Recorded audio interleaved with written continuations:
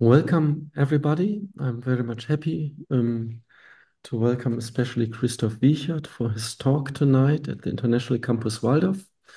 Please feel free, as we do every time, to say hello in your mother tongue and tell us from which place you are taking part. And as far as I see, and now Christof is taking part from Stuttgart in Germany right now. I think there is almost no need to introduce him, but anyway, I would like to do this because maybe there are some new people attending this conference. So, Christof Wiechert is speaking tonight to us about the topic how to create a community between students, teachers, and parents. He has been a former Waldorf student originally, and he has been a Waldorf teacher for almost 30 years in The Hague. And I think his most prominent professional career step has been to be the head of the pedagogical section of the Goetheanum in Dornach for more than 10 years. That was the time when he started to develop an international presence as a lecturer and also as an author.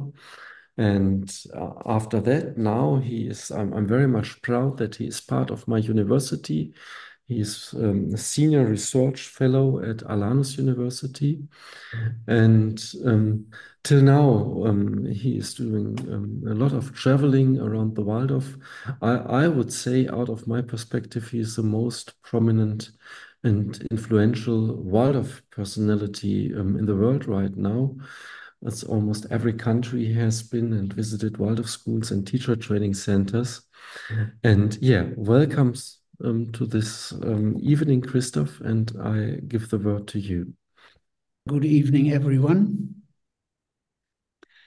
I'm happy to be with you tonight because the original title or the original idea for this series was what we could do better. And I will target on that, what we could do better. But before we do that, I guess it's very good if we look if we have a basis from which we go. And that basis is probably that we look what we have achieved in this last 100 years. And just a sec. Lisa was so kind to make some slides, and probably you can give the first slide.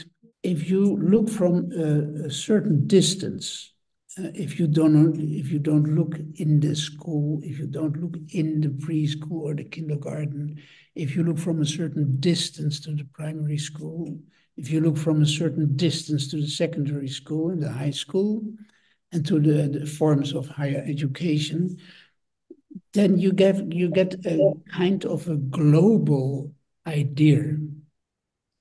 And if you have that global idea, then I guess we are allowed to say that we have achieved in the preschool and kindergarten movement a tremendous development.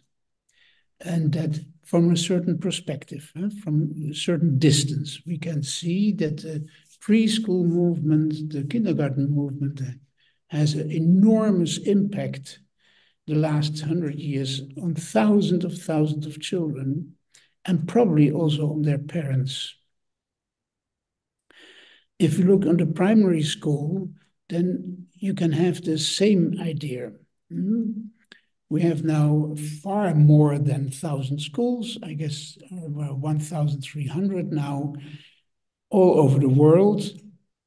And if you see how hundreds of teachers, probably thousands of teachers, every day try to do their best to realize the ideas of the art of education, then you can have also the idea that in this 100 years, this school type has achieved a certain level of maturity, and that we can look at it and that we can say, isn't that wonderful? How many people, how many hundreds of teachers in the most different circumstances every day do their work on the service of the children. And the same we can say from the secondary schools. There are some countries where the secondary schools are blooming, are growing very fast. In my country, for example, there are secondary schools, high schools with more than 1,000 students. And if you look at that from a certain distance, then you see there is a form, there is a form of community building that has happened, for which we can say that is a very, very happy development. The same we can see if we look at the higher education. If we look at the teacher trainings, if we look how from the beginning on the teacher trainings were more or less a continuation of the high school, but that we see in the last years, this tendency to make the teacher training indeed into a form of higher education, even on the level of university. We see that in Germany with the Alanus, we see that in America with Antioch, other places where in South America, for example, where they have an enormous drive to get the ideas of the art of education into a understanding of the scientific world. So if you look from a certain perspective, if you look from a certain distance, then we have to say that we can see that this development is basically a wonderful development, and that we have to honor so many people all over the world in the most different circumstances who do their job, the service on the children from this new part and this new idea of education. I tell you, in my opinion, this new education is basically it sounds a bit stupid, it's basically the education of the future. I guess it is the education of the consciousness soul time. And I will look with you now what that could mean. And I'm asking for the second slide now. It's this. Imagine.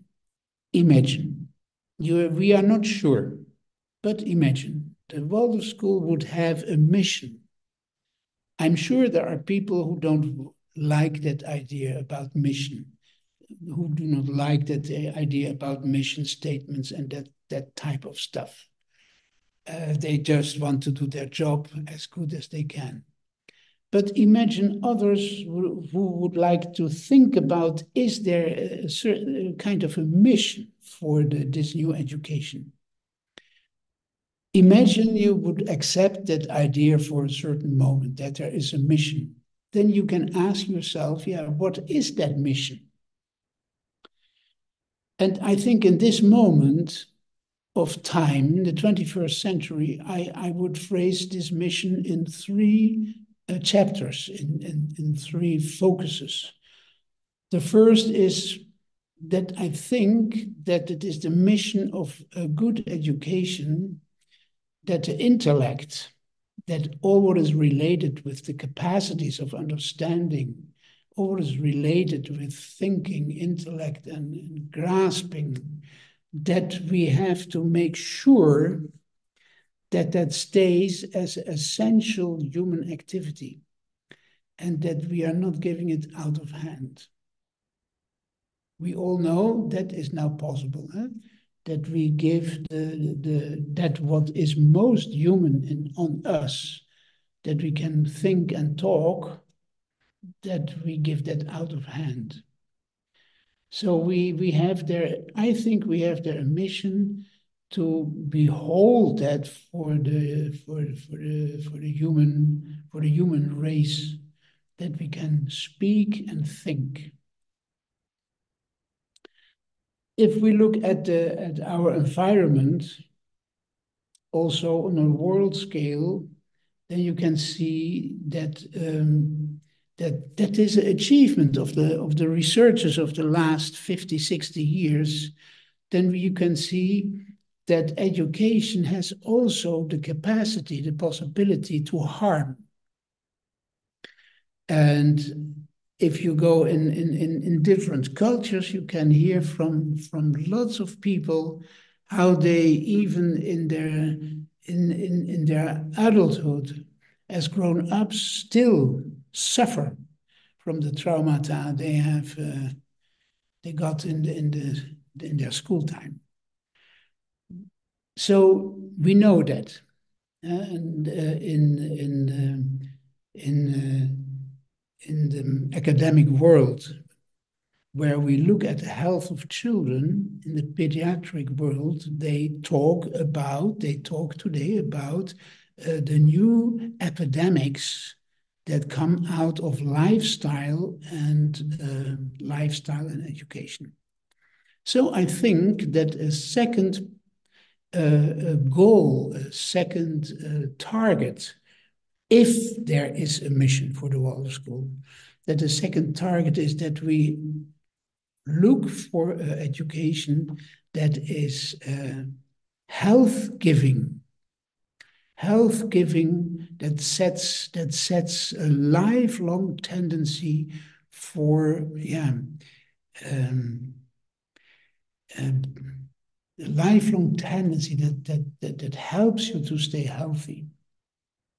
I guess that's the second task. A third task, I think, third mission is that we look at new forms of cooperation, that we look at new forms of communities. And when we have listened last week to Ida Obermann's contribution, there you had the idea, there you could have very strong the idea what she does is perfect, in that circumstances is wonderful, but it is on the basis of a new form of community. And today I will add something in that direction where we can look possibly at also new forms of communities. I think that's a third part of this mission. If that mission exists, or if you want to think about a mission, it could be that. Now let's have a little bit a closer look to these 3 points. This first point about the intellect. If you look around you, I had just, again, situations where I could look at a world scale on this first point about the development of the intellect, then I still see, and that there is a first point where we could improve. That's a first point, in the words of Joost, where we could do better. Then you see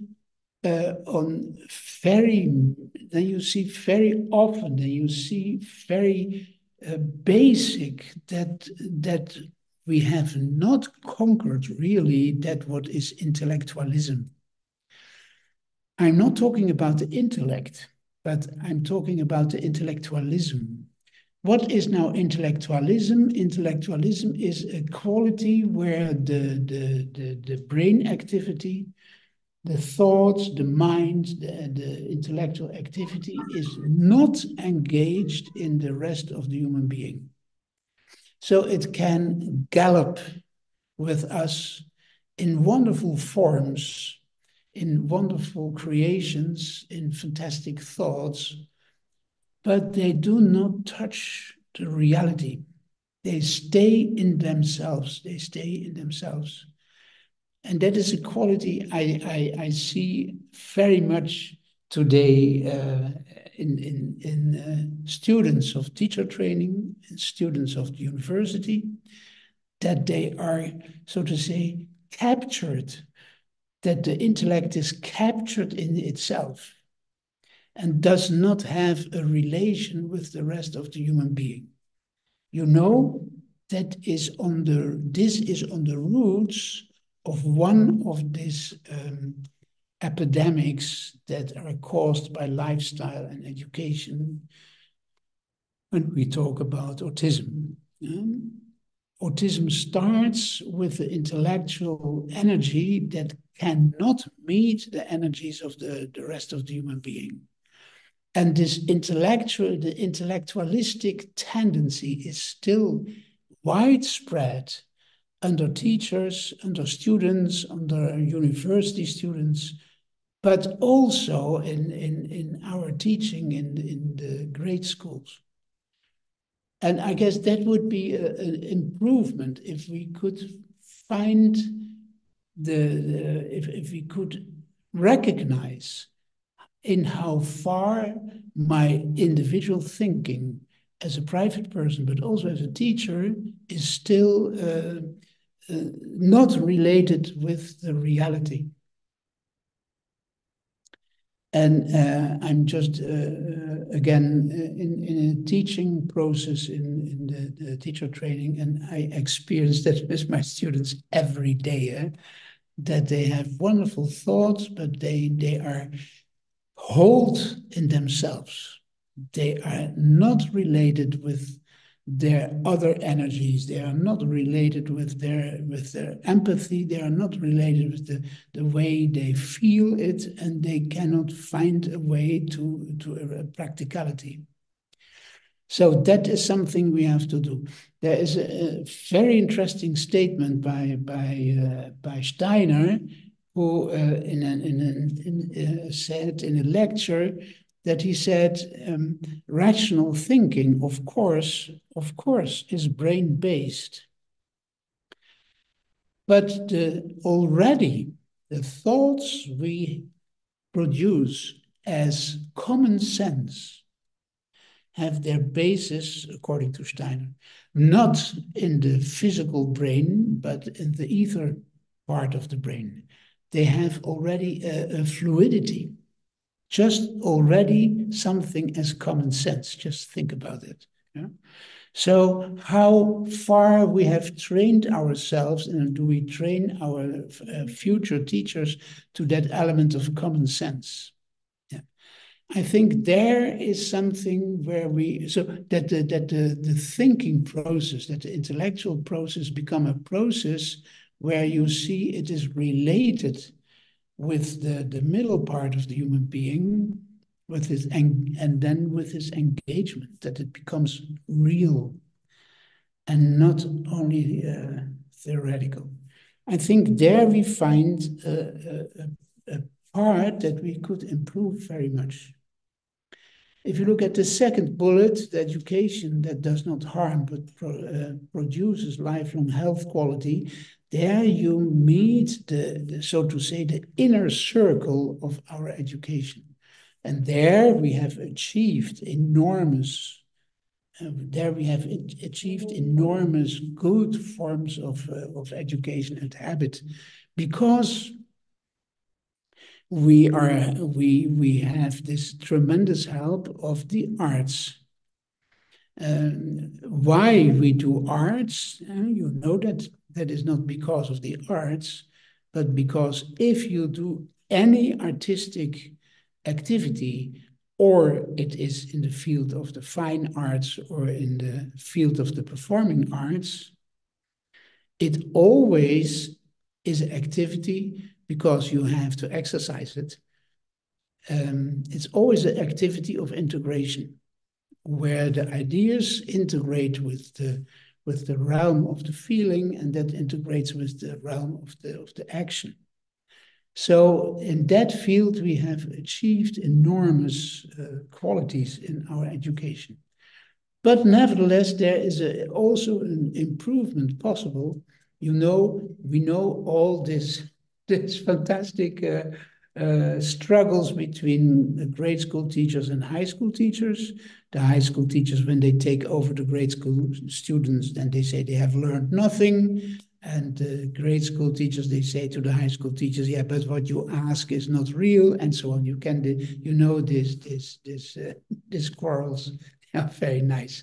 Yeah, they are part of our reality. But in fact, we have to see how is the balance in our education between real learning embedded in the arts. And there I want to give a little idea. We have to distinguish between art. We do arts, we draw, we paint, and so on. We model, we do crafts, handwork.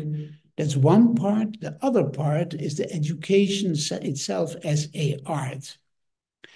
And to distinguish these two qualities of arts, I guess that is something that could improve this middle part of this mission, that could improve if we understand that we have to deal with two forms of arts, the arts themselves, but on the other hand, the art of the education. And the art of education is related with the capacity, with our possibility to become master of time. You can only create a healthy atmosphere in your main lesson of 2 hours, 100 minutes, how long you do it. You can only create a healthy atmosphere if there is a artistic use of time. I would say as a musical quality. We use time as we have to develop into masters of time. How you begin, how you make the first topic, how you create an environment in the children that they work with that topic, how they transform it into something else. So it is basically a musical quality. Masters of time is a musical quality. And in that mastery of the time, we can achieve a learning style that is healthy. Next to that, we have to be also masters of space with what we draw, what we do in our main lesson books, and so on. And if we have this balance, it's also a breathing balance between in and out breathing, between concentration and relaxing. Concentration, it's a pulse. If we achieve that, if we achieve this pulsating teaching, this breathing teaching, then we build on the qualities of health for life. I'm absolutely sure. It's not cramp, it's not stress, it's just this idea of this main lesson where you have 120 minutes to work on certain ideas, certain topics, to weave them into the souls of the children. It's a fantastic thing. Yeah. That is something where we are very good and where we can just get a little bit better. Yeah, yeah. And yeah. And then if we look at the third part, the social framework for school, for life that serves communities, yeah, that is something amazing. I quote again Ida Obermann last week, who spoke about this, for example, about this question that is a question of communities, of new forms of communities, how to bridge the gap between poor and rich, for example. And they are with their school in a situation where there are more poor than rich people, but in normal society, we always have to deal with this gap. And especially in America, this gap is widening and widening. Recently, I was in a school in Hyderabad, the Prerana Waldorf School. That's a city school. It's in the city. They have between 700 and 800 students. They run 18 school buses every day. And they are always also working with this problem of the poor and the rich, especially in these huge cities. And they found a solution. And the solution they found was this, that they said, from every class. We ask 50% of the parents in a class. We select them in this way that they pay the full tuition for the school. Then we allow ourselves to have 25% of the students in the class. Their parents, they pay a reduced tuition. And 25% of all students per class, they visit the school for free. And to make these gaps, these huge differences, imagine India, invisible, the children wear a uniform. Now, there you see, and if you see if you see the children coming to school, I come later on that. I will show you something about it. If you see how these children live with each other, if you see how the teachers are always engaged with all these children, independent about their background, and they nearly all come by bus, that's also something. A small minority comes are brought by car by the parents. There you see that there is a new community life where the children are totally free from the economic background of their parents, where they are just children between children. There you see something there. That is just an example to show us how new society, how new forms of community in and around schools are possible. That is, for example, the question when we look how we can bridge these gaps between the haves and the have-nots.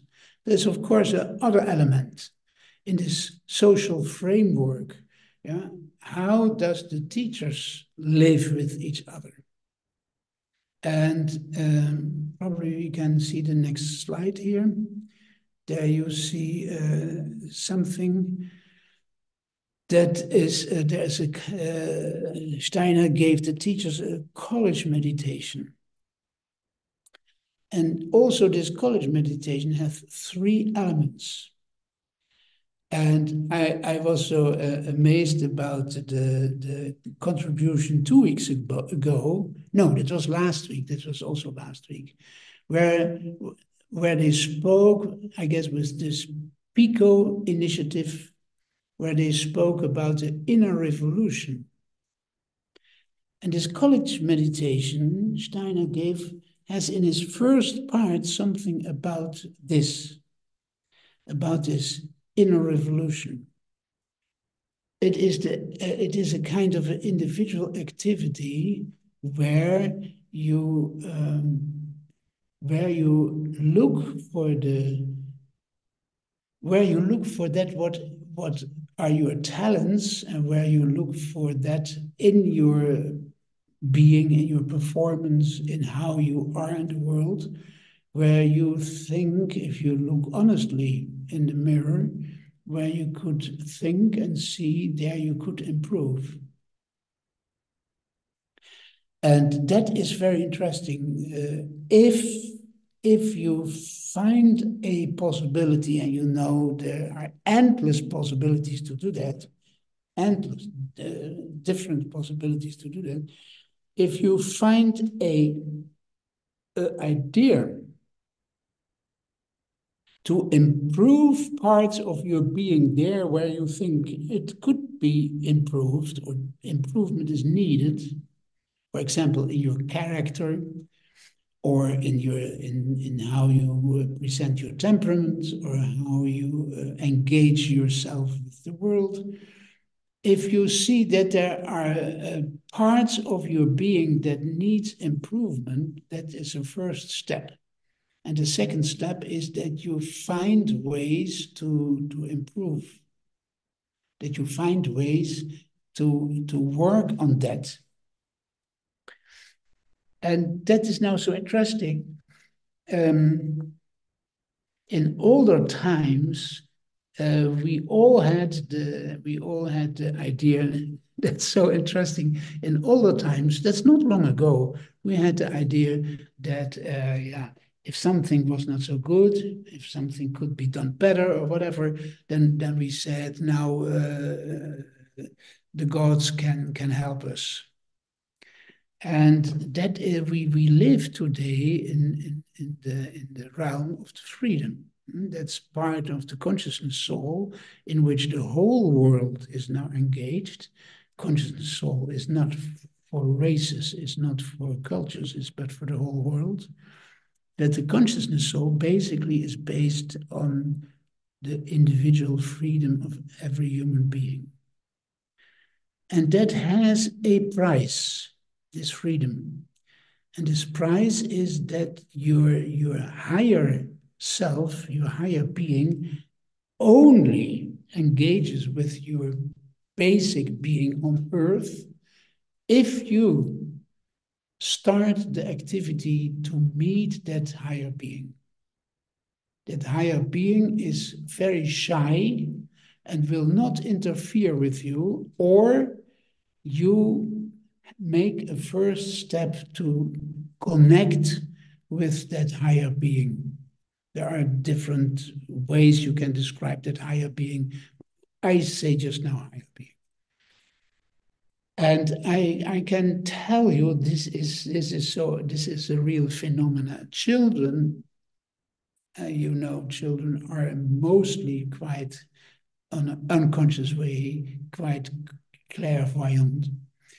Children in class experience that immediately. They feel that immediately if they have a teacher that has this quality that he works on himself. That's the other words for the same. They feel that immediately, and their interest goes there. That they see, that they experience, that they feel their teacher tries to engage himself to improve himself, to improve his character, his performance, his tone, his voice, that he works on become better. And that is what mostly works in the relation between children. I talk about children between 6, 7, and 14, 15, where the children have this unconscious experience that their teacher is also on his way, and he is not there where he is, and that he stands there. That he is not always the same and will not move, will not change, will not develop. And that is a very important quality. So if I bring that quality together in one sentence, then do I work on the improvement of my being? That is the first activity in this college meditation. I give you later image for that. Yeah, that is the first activity. That's the first activity. Do I work on that? And you can do that on the most different levels. There is not only one way. There are so much different ways for that improvement and development. But that is essential, that children unconsciously feel my teacher is also on his path of learning. And if this teacher is on that path of learning, his higher being, his higher self, will encourage him and help him. But the higher self does not encourage and help me if I do nothing, if I stay just where I am. That's quite spectacular. Now, imagine, this is now a nice little exercise. Imagine you have a staff of, let's say, 30 teachers or 40 teachers, and 10 or 12 of these teachers, they do this. They try to develop their capacities, to develop their qualities, to develop their character. Every human being has a wonderful part of the character and also shadowy parts of the character. It's not necessary to explain that. We all know that. Yeah. Now imagine you are in a faculty, you have a staff of maybe 30 teachers, and 10 or 12 of them are working this. What will happen? This is very interesting. A couple of months ago, I was in China and met there a teacher who was doing that already for years. And a year ago, she said to her colleagues, that's quite a big school, they have 50, faculty of around 50. She said to her colleagues, if you want, you can join me in the morning, every morning, and then we work on this developing ourselves. And we were able to witness that. And indeed, believe it or not, every morning from 6 till 7, around 10, 15 teachers, sometimes 10, sometimes 15, sometimes 18, they come together and work on these qualities of self-development. If you are then in their faculty meetings or in their college meetings of the college, I met them in the faculty, where the full staff is there. Then I had an amazing experience. There I had an amazing experience that this whole faculty had unspoken, but you immediately felt it. There was a unifying quality in their meeting. They talked with each other. They needed a half word, and everyone understood each other. There was really a new community, a community with a tremendous energy. And this teacher who had that initiative, she's just one of them. She's not a very outspoken person. She is not a leader, for example. No, she's just one of the colleagues, but they do this activity, and you see that their faculty meetings have an enormous, how to say that? They have an enormous quality of unifying thoughts. No fights, no hidden agendas, no very personal ideas that you cannot handle. And the same we saw also in the whole school. We saw, for example, kind of a festival where the students performed for each other. And we saw, this is a quite big school, a couple of hundred students, we saw that the teachers did hardly not pay attention to their students. They were just sitting there together with their students, and the students were just absolutely themselves and calm. And even if they had to wait for a long time before they could enter the stage to perform something, that were absolutely relaxed and wonderful situations. You will not be amazed if we then tell you that the work we saw from the students had an outstanding quality. So I think their improvements are for sure possible in that field of the life in the teaching staff. Now, the interesting thing is that if this step 1 and this step 2 happens, this individual working on yourself, and then you are together with your faculty members, so to speak, in your meetings. Then you see these meetings, as I tried to explain, have a other quality than if no one is interested in this first step. Then these meetings have other quality. And the interesting thing is that Steiner said, if you do that first step, it is a step where you energize yourself as a result. And the second step, where you are in the circle of your colleagues in the faculty meeting or in the college meeting, let's say the faculty meeting, and I describe to you how that works, then you experience that as a group, you become courageous. Yeah.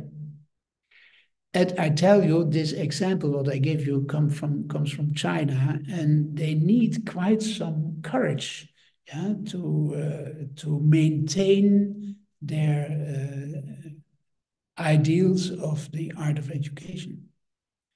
And they are very courageous. It's a wonderful experience. Yeah. And then there is a third step, and that is so interesting. The energy that built then this community is then expressed, and that I saw so amazing strongly in this faculty, that this faculty finds its orientation. They find the goals, and they realize their goals, and they find orientation in what to do. They were not hanging around, what shall we do, or there, or that, or that. Or that. They, in their conversations, suddenly there was a moment of orientation. And that was outstanding to experience. I have experienced that in rare occasions in my own faculty the last 30 years or 50 years.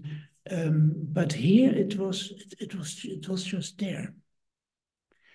I give you now, if Lisa wants to show the next slide, I give you now an image about this. Here you have this image.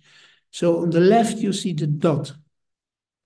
And the dot is the individual who energizes himself by working on his self, what was called before the inner revolution. This drive to improve your being. And according to Steiner, that gives a result, and that result is you energize yourself. Yeah.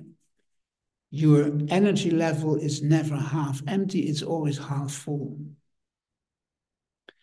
And then the second image is that circle where you see in that circle these dots. Here are 6, but that can be 30 or 40 or whatever.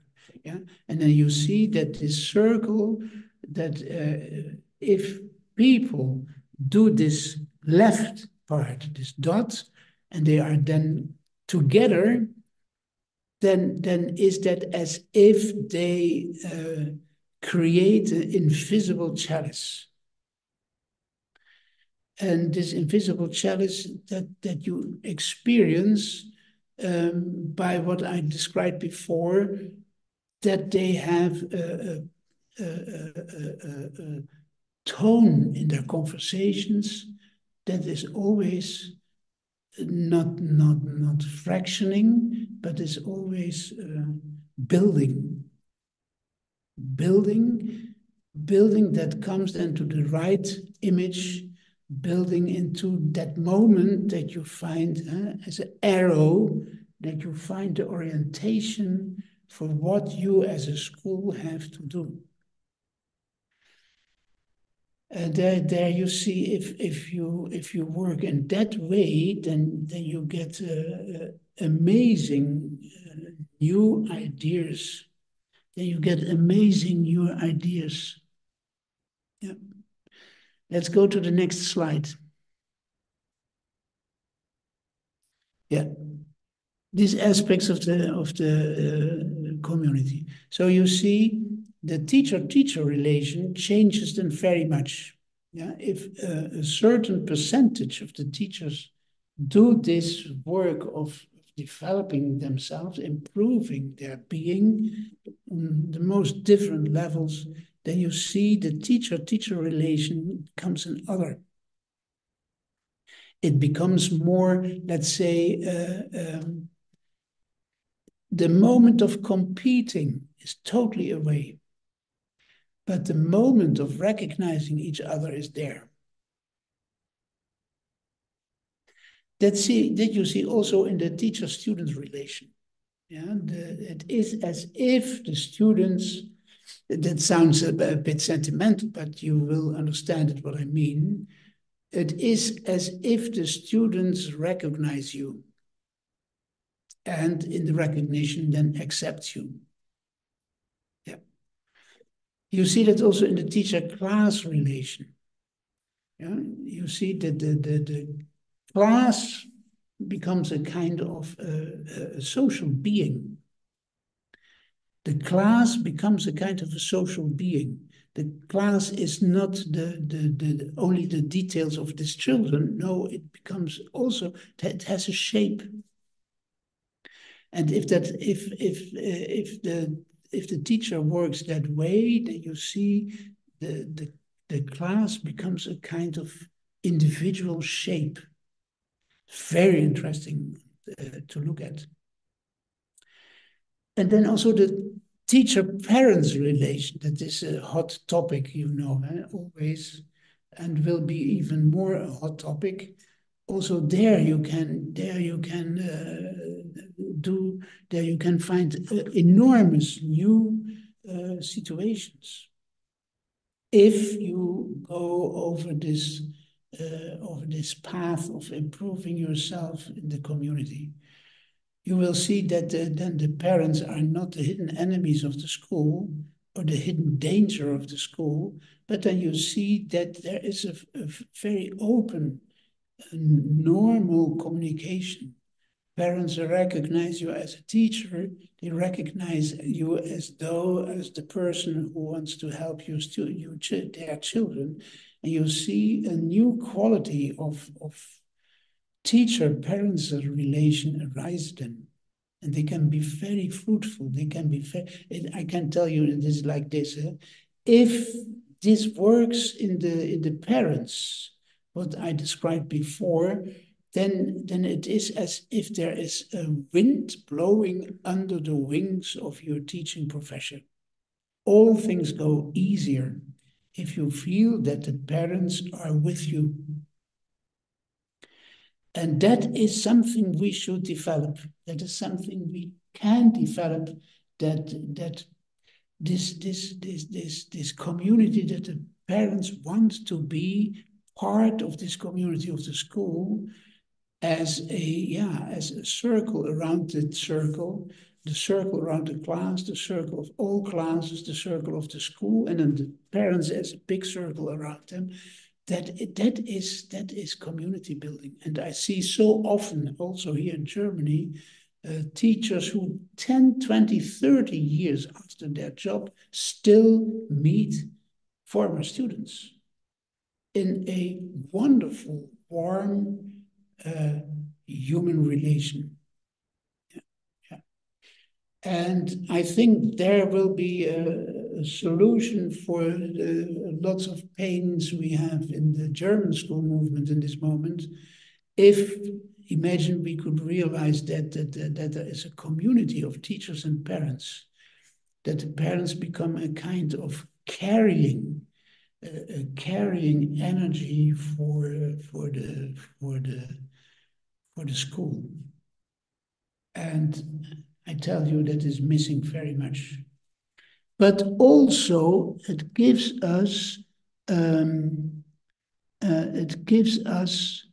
new opportunities of new developments. Can we go to the next slide? Here you see the so-called, I have told that story more often, the golden triangle of education. That is an idea from Professor Wiechert, former General Secretary of the Anthroposophical Society in Holland. And he said there is a mental triangle between children, parents, and teachers.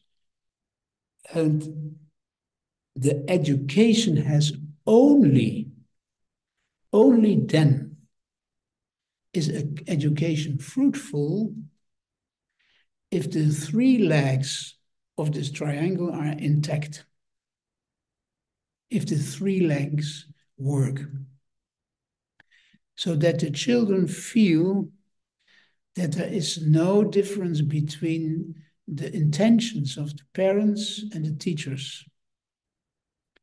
That should be the goal of future communities in education, that the children experience teachers and parents, they want the same.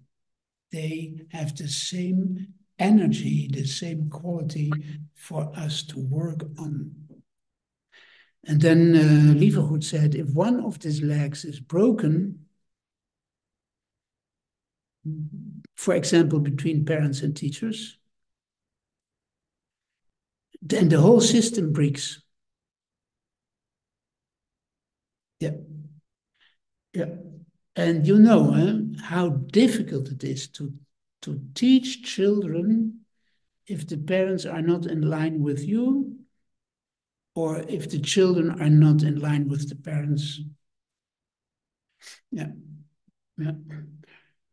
I was 3 days ago in a train that had a huge delay. So people started to talk with each other. And there was a teacher from a grade school, in the surrounding of Stuttgart. And she told me, today she has always a class 1, then a class 2. And then it's absolutely normal that if you want a child to do something the child does not want, then the child tells you, I will tell that my dad, and he is a lawyer. Yeah? Then you see this lag between child and teacher is not okay. And this is something. It's so normal on one side. But on the other side, it is so not normal today. Yeah. If we look at what new forms of education could be, I saw in that school I mentioned before, that Prerana Waldorf school in Hyderabad, that city school, where every morning children are coming in buses after long rides, that they have, for example, special topics, new topics developed for the high school. For example, the topic financial literacy. They have regularly, it's not for the examination. It's not for the examination. It's just for their general development, for the general education, that the children in class 9, 10, 11, and 12 get this teaching about financial literacy, about they are taught.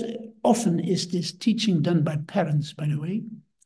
They are taught, for example, or they get lessons about geopolitical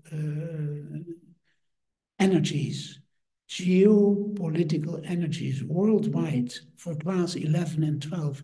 Imagine what impact that has on our students if they get such a widened idea about the world. Yeah.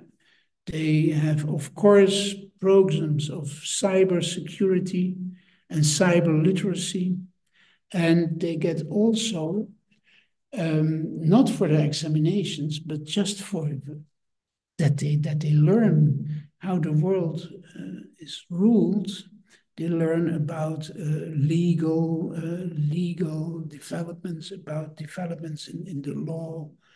Yeah, super interesting. And imagine to help the parents to engage with that, what the students learn.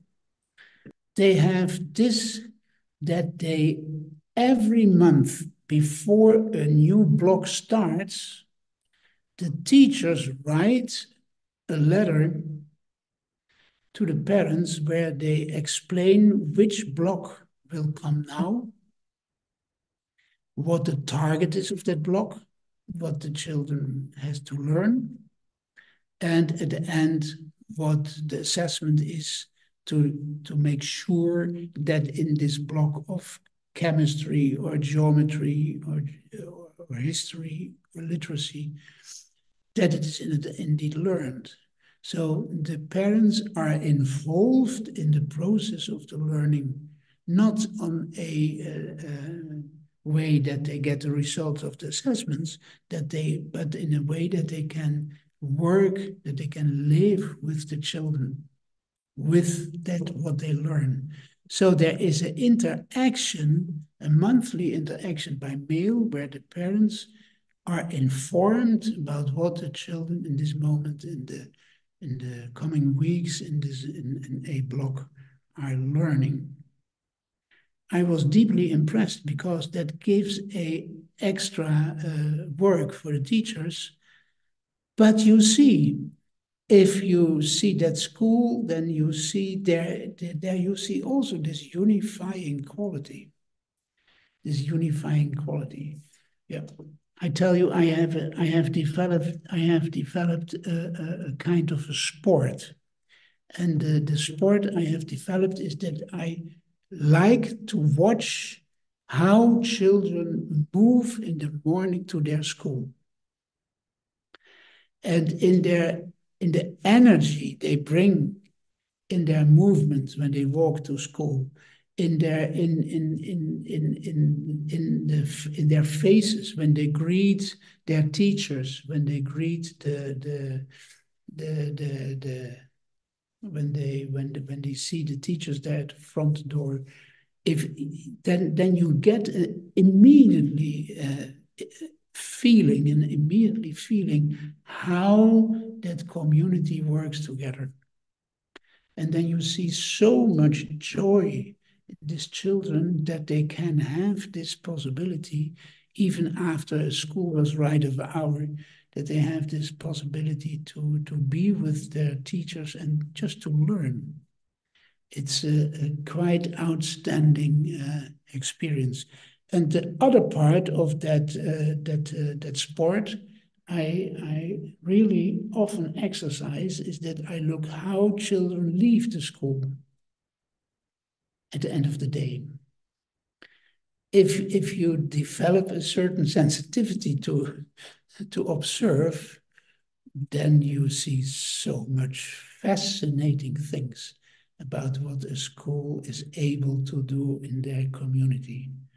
Yeah, I think we are done, and I want to thank Lisa that she prepared the slides, and she is now probably giving the last slide to us, where you see this, there you see early in the morning, it is shortly after 7, that all these school buses bring these children, and you see this enormous energy and joy and with which the children enter the school. I guess these are forms, they are not so spectacular, but these are forms where we can build on and improve, do better what we do already. Joost, I give back to you. Lisa, thank you for this preparation. You're welcome. Yeah, thank you so much, Christof. Yeah, we have the possibility to have a talk, and you can ask questions or make comments. Please just feel free to raise your hand or write something into the chat. Then there is a question in the chat by Wilma, and it says the college meditation you refer to, is that only for college members? Oh, Yeah, that is a good question. We see in the that it was originally said that it is, but it is not. It is not. It's still this old title. It's still this old title, but it is content that is open to everyone who is related with education.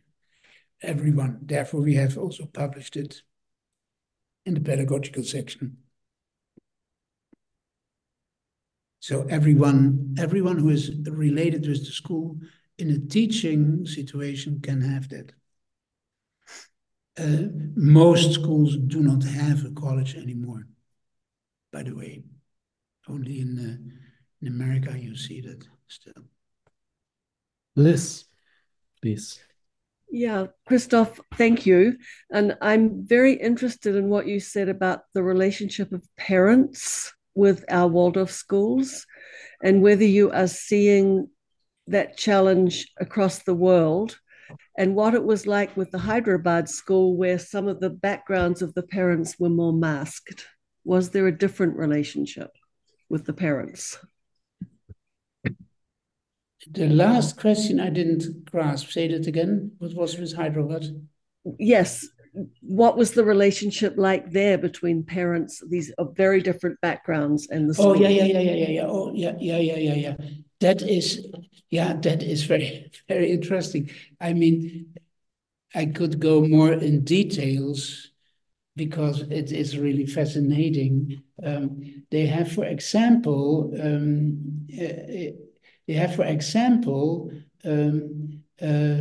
they have email etiquette and guidelines for the parents, and they are communicated and written in so inviting manner that all the parents there are. I interviewed them quite precisely. There are seldom of no struggles or questions or problems with parents. If something occurred, and they have a principle that they have said to each other, they solve it within 24 hours. If there is something, and that means that the relation between parents and the teachers is a wonderful relation. Parents volunteer every morning in that school, outside that school, to handle the traffic, for example. No one have asked that, but they are there. Then they say, yeah, that's my contribution to the school. And that's quite wonderful. Yeah. What was the first part of your question, Liz? Whether this challenge, I'll call it a challenge, of the role of the parents in Waldorf schools, which does seem to be particularly emphasized in Waldorf schools, is that around the world? I was hoping it was maybe just here. Yeah, that is very different. Mm-hmm. I spoke a couple of weeks ago with a teacher from Peru, and she said in Peru, the teacher profession is a profession of authority. Now, you can imagine what that means. That is in your country not the case anymore, and not in our country. Yeah, in our country, we always have to deal with lawyers, with such things. Yeah, so that's totally different. But in essence, the essence is what Lievegoed said in this golden triangle. Yeah? So we miss there quite some energies that we could develop if we restore that triangle. And that is in far away countries. so to say, from our perspective, in the periphery, easier than in the countries where Waldorf started once. Yeah. But nevertheless, something to work on. There's Dirk. Yeah, hi, Christof. Hey. Thanks for sharing your ideas. I'm wondering because in the beginning you emphasized several times that you said, well, let's assume that that the Waldorf schools would have a mission, or let's just suppose that there could be a mission, something like this. And so I wonder what would be the alternative, because like what you said, 100 years ago, the Waldorf movement started out with just one single school, and there are so many hindrances, so many, not only the money, also all the different laws and the different countries, the immense lack of teachers, and so on and so on. And nevertheless, the movement is growing and growing and growing. Even here in Germany, we have so many schools, but there are still more new schools coming up. So I wonder when I compare this with a plant, let's just think of a little tree, for example, and it's growing and growing and growing. You wonder if there's not sort of you could, instead of saying a mission, you could say, well, to what point does it lead to, or to what is the purpose of the whole growth process? But I cannot see any good alternative to if there would be no sense behind it, no mission, nothing like this. So what did you have in mind when you said in the beginning, let's suppose we have a mission, or the Waldorf movement has a mission? What would be the alternative? Yesterday evening, we were here in Stuttgart in the theater, and there was a highly interesting production about the life of Steiner from an Irish couple who wrote that, and it was absolutely brilliantly done. In the program was a text from someone who's very critical about the Waldorf school, and he said, he wrote then, yeah, probably the Waldorf school have a chance to survive when they faster and faster become normal. That's the alternative. Normal in the sense just as the others. And then they are not a harm to the students, he wrote. Yeah. Mr. Martins wrote that. And that is also that's also a mission. Huh? Become as normal as all others are. So then it is a learning factory.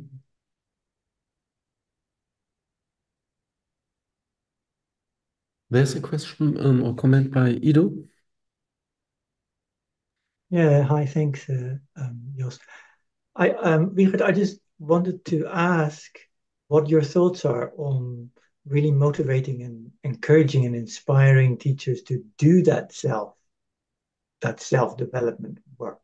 Because my impression is, and I don't know, I don't have the details, but my impression is that more and more in the UK, for teachers, the workload and the administrative load, it's become so large that I sometimes feel that teachers don't do that anymore, that they don't have the opportunity, the time for it anymore. And I'm just wondering how, how within a school or maybe from outside the school that can be fostered. So Yeah. it doesn't become a pressure, but an inspiration. It's very interesting what you're telling. This is very interesting because no one can prescribe that you go that path. You can do it only yourself. But if you do it, you can probably experience that the workload reduces.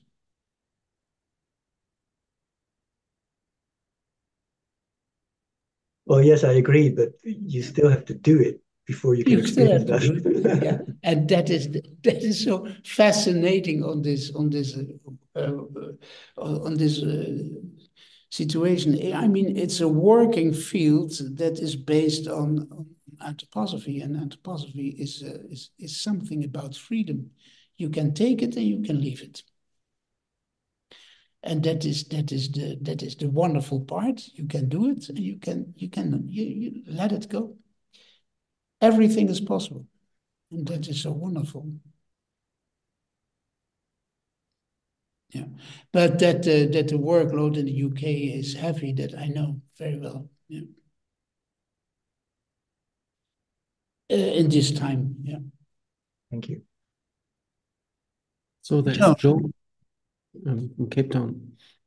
Thank you. So there are two things. The one is that during the pandemic, when we were teaching classes online, there were some teachers who gathered, in the sense that you can, to say a verse together before we started, to say the teacher's prayer, and to have an aspect of that meditation, making it possible for us to continue. And also what it did, and it's interesting how you spoke about that, Christof, because it built a community, even though we were all at home and separated. And it managed to maintain the community in many different areas in the school. So that was the one thing. And the other is that if I look at what you put into that mission statement, I feel essentially that what you have set out there are the essentials of Waldorf education. It's essential that we have an education that is holding thinking and intellect as a human activity. So not so much a mission of something to be achieved, but something that is essential to us staying on as a Waldorf school. yeah, thank you so much for what you said. I am on a strange path that is against the stream.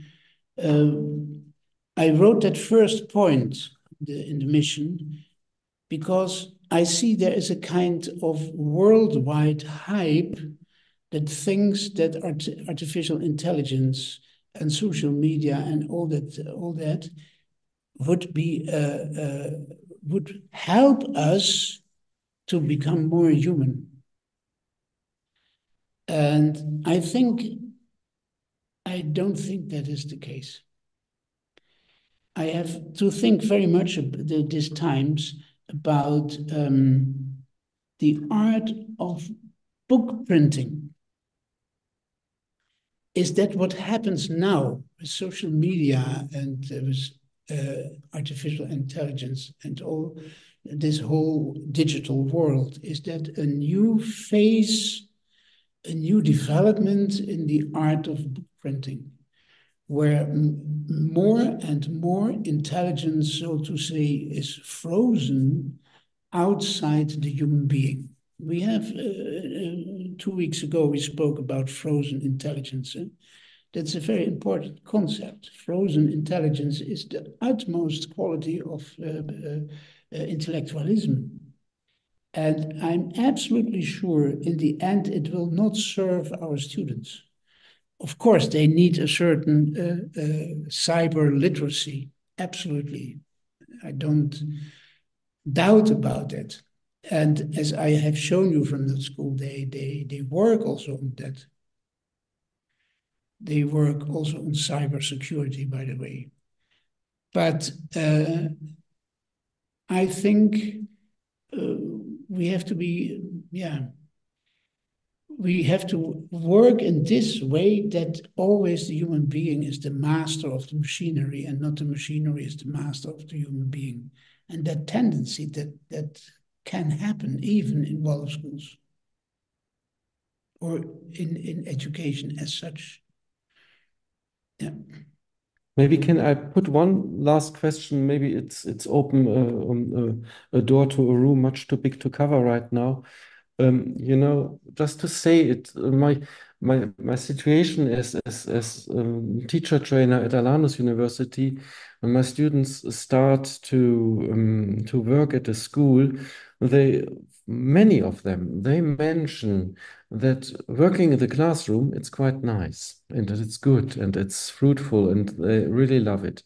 But working with the parents and working with the colleagues, this is something which is a bit too much demanding, and they ask themselves if this is the right job for them because they cannot cover everything.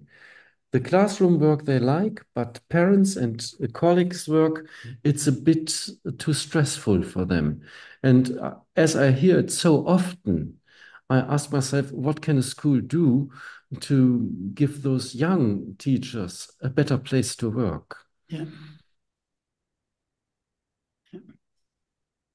Yeah, there would be a topic for itself, to elaborate that. But as such, is that basically a very alarming signal, that the community where we are striving for is so fragile that they cannot give their energy into it. Yeah. So in my opinion, if Joost's idea of what we can do better, this is a top priority to work on that. That means this community, the internal community.